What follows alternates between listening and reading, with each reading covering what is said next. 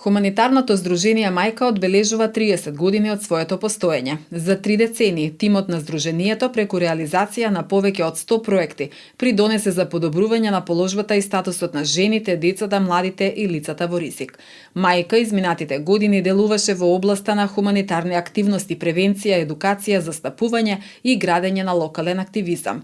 Би сакала нешто иновативно да истакнам, тоа е што проекти со кои што ги вклучуваме жените од руралните средини да се вклучат во планирање на локалните политики, односно планирање на буџетот на општина Куманово. Работиме со 6 такви рурални средини, значи со жените од тие 6 рурални средини.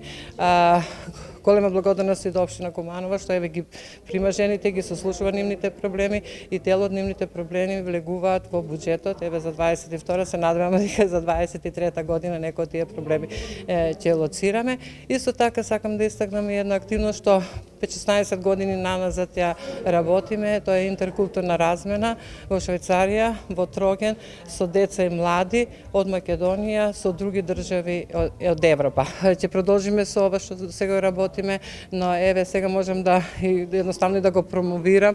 Мајка од 1 септември започна и со со еден проект кој што офаќа отварање на сервис за родово базирано и семено наследство, значи со советувалиште за жени и деца кои се жртви, и се надевам дека со овој начин на овие целни групи ќе им помогнеме да го надминат тој процес на насилство, да излезат од таа насилна ситуација и институционално да ги остварат своите права. Здруженијето Мајка е формирано во 1992 година од група на жени ентузијастки, кои што сакале да направат промени во животите на нашите сограѓани.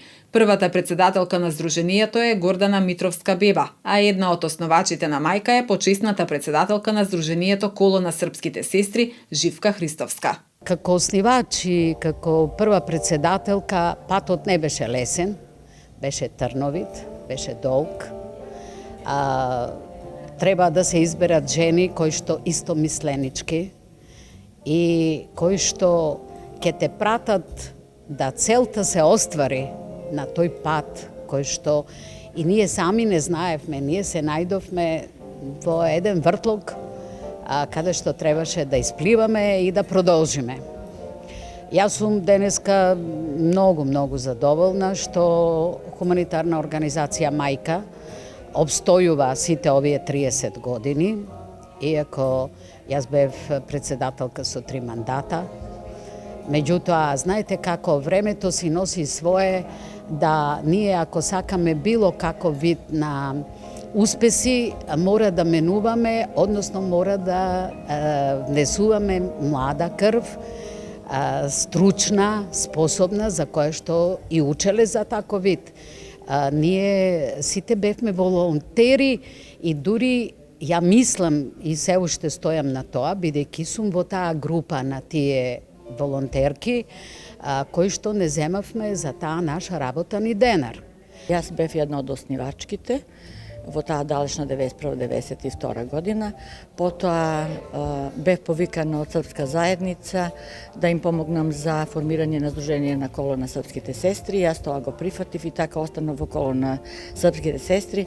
Меѓутоа, нашата соработка со Здружение на Мајка продолжи сите овие 30 години и ние го прославивме нашиот јубилеј, затоа што и ние постоиме 30 години, значи секогаш сме една со друга и во хуманитарни акции и по разни проекти, каде главни, каде партнер организации, носители и така, значи се чувствувам како да сам и дел од Мајка и дел од Коло на српските сестри. Мајка минатата година реализираше 6 проекти: активни жени отчетна власт, институционализирање на квалитетни услуги за рехабилитација и интеграција на жртви од насилство, женскиот придонес во пристапниот процес на Европската унија, утврдување на влијанието на социјалните и економските детерминати врз животната средина на ромите, детска ликовна колонија Пчиња 2022 основно училиште Браќа Миладиновци и можност за дигитална трансформација за вработените.